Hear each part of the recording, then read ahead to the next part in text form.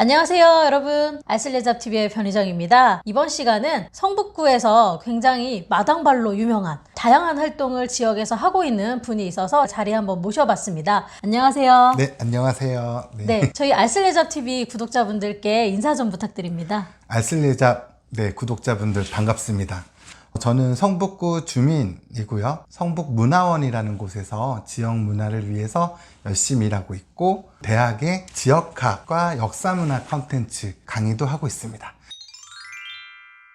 앞에서 성북문화원 사무국장이면서 강의도 하신다 이런 얘기를 해주셨는데, 구체적으로 하고 있는 일을 좀 더 자세하게 설명해 주시면 어떨까요? 원래 전공은 역사를 전공했습니다. 우연치 않게 또 성북문화원의 사무국장 자리가 또 공개 채용 공고가 나서 2012년 9월에 일을 하게 됐죠. 제가 배웠던 역사적인 지식이나 이런 방법이나 이론들을 현장에서 와보니까 많이 필요로 하더라고요. 그래서 어떻게 하면 시민들한테 쉽게 역사를 전달을 할까 많은 생각을 했는데, 그중에 문화원에서 역사 문화 콘텐츠들을 많이 제작을 하게 됐고, 시민의 눈높이에 맞춰서 축제나 미술 전시나 대중교육 사업 등 다양한 지역 문화 사업들을 하게 됐습니다. 그래서 사료라고 하는 원천 콘텐츠들을 어떻게 하면 문화 콘텐츠로 재생산하느냐, 이게 관건이어서요. 대학에서도 그런 강좌들이 많이 열리고 있어서 지역학이라는 게 뭐고, 지역학을 기반으로 한 역사 문화 콘텐츠는 어떻게 제작하고 기획하고 설계하고 진행하는지에 대한 강의들을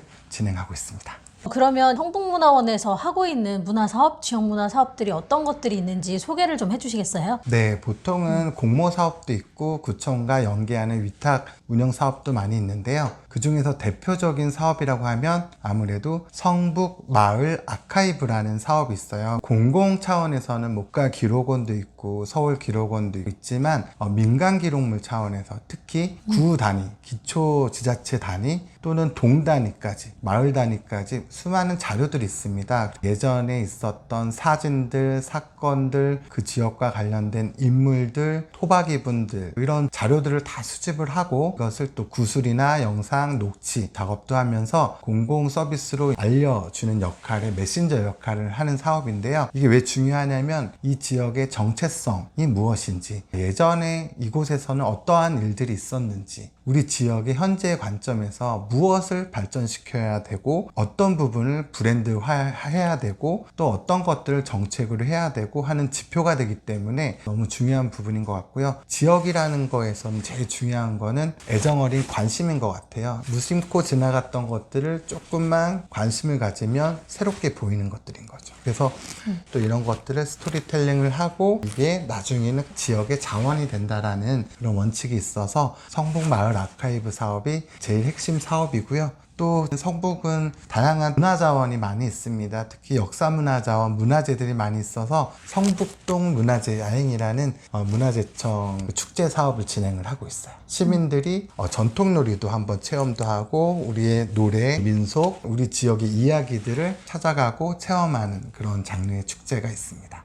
그러시군요. 사실 제가 예전에 국장님이 계시기 전에 성북문화원에서 근무했던 경험이 있었는데, 그때는 사실 이렇게 성북에서 지역의 원천 자원들을 아카이빙하고 성북학이라는 이런 것들을 구체적으로 연구하고 정립해 나간 것들이 많이 미흡했었는데, 어떻게 보면 국장님께서 성북문화원에 오신 이후로 이런 지역 자원들이 많이 좀 정비가 되어 가는 것 같아서 그런 부분에 있어서는 굉장히 국장님께서 많은 성과와 업적들을 남기신 게 아닌가라는 생각이 들기도 하네요. 지역에 관련된 것들을 자료를 수집하고 분류를 하고 알기 쉽게 책자로도 발간을 하고 원소스 멀티 유스라는 말 사용하잖아요. 그래서 만약에 만해 한용운이다 하면 만해 한용운에 관련된 책과 또 시와 또 미술 전시와 음악과 뮤지컬 다양한 장르의 컨텐츠를 한번 생산을 해봤어요. 그랬더니 반응도 좋고요. 우리 지역에도 이런 자원이 있구나 라고 응원을 해준 얘기를 들으면 힘이 솟더라고요.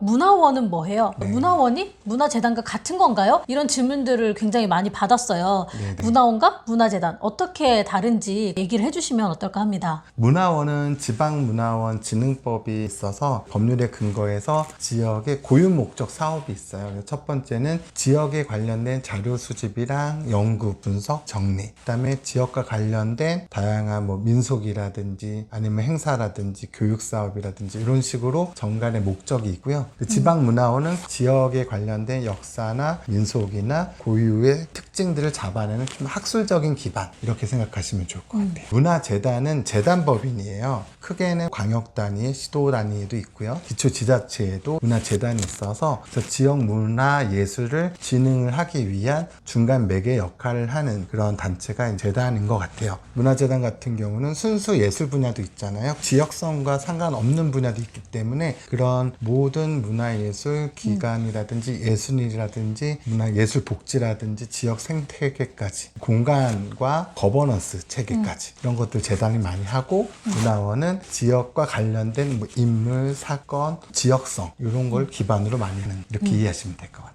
요즘에 안 그래도 이 코로나 때문에 문화예술 현장이 굉장히 많이 위축되어 있는데 사람들이 좀 궁금하실 것 같아요. 기관이나 이런 문화원 같은 곳들은 과연 타격이 있을까? 코로나 여파에 따른 문화원의 경영, 사업 운영 이런 부분들에 어떤 영향들이 있는지 궁금하기도 하거든요. 네, 지금 현장의 느낌은 상당히 안 좋습니다. 문화원 같은 경우는 조금은 낫다라고는 하지만 국비라든지 지자체 비용의 지원을 받는 부분도 있지만 어느 정도는 자체적으로 극복을 해야 되는 부분이 있거든요. 예산적으로. 그래서 상당히 어렵습니다. 왜냐하면 수익 구조 중에 대부분이 문화학교라는 문화 강좌들이 많이 있는데 이게 지금 폐쇄되고 휴강 상태이기 때문에 다른 문화시설이나 문화기관들처럼 상당히 어렵습니다.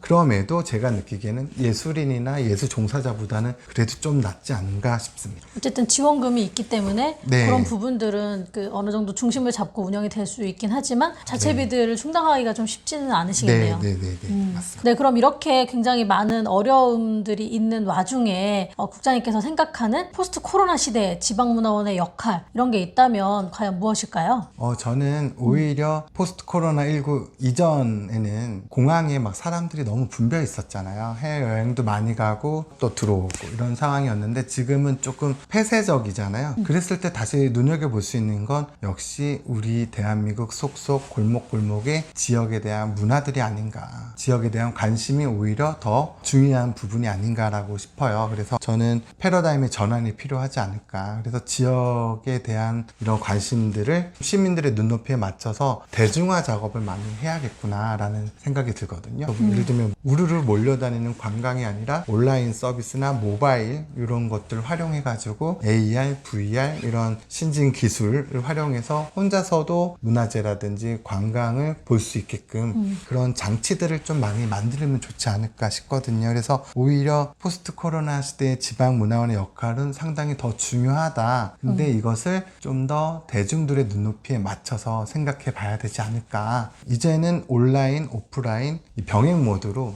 골고루 밸런스에 맞춰가지고 작업을 해야겠구나라는 생각이 듭니다. 네, 그러면 이렇게 지역에서 굉장히 다양한 활동을 하고 계시는데 성북구에서 활동하는 강성봉을 한마디로 정의한다면 과연 뭐라고 얘기할 수 있을까요? 다들 이렇게 얘기하시더라고요. 마당발. 성북의 마당발? 네, 또 하나는 오지랑.